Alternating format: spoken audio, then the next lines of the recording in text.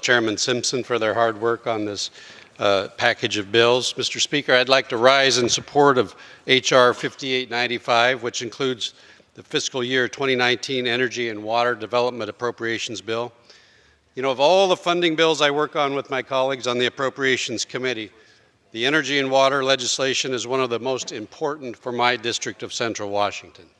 From supporting the continued cleanup efforts at the Hanford nuclear site, to boosting the groundbreaking scientific research conducted at the Pacific Northwest National Laboratory, to aiding the vitally important water projects managed and developed by both the Army Corps of Engineers as well as the Bureau of Reclamation. This bill is composed of important resources for Central Washington.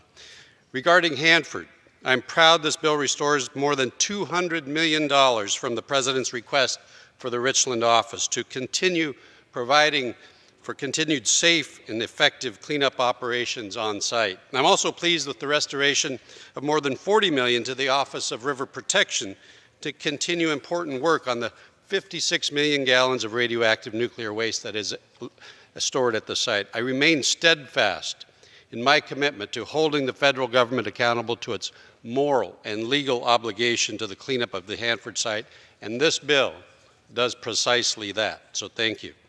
I'm also encouraged by this legislation's demonstrated commitment to moving forward with Yucca Mountain as the lead geological repository for legacy waste and spent nuclear fuel, as well as the continued commitment to support science, including robust funding for the basic energy sciences, cybersecurity, and the National Nuclear Security Administration.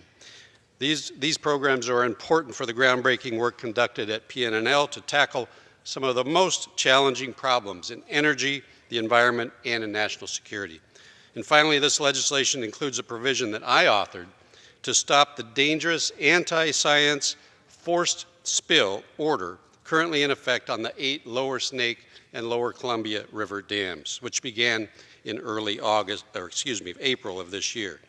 Just a week ago, Mr. Speaker, we received news from the Army Corps that fish managers are having to take measures to manage the effects of this reckless spill order.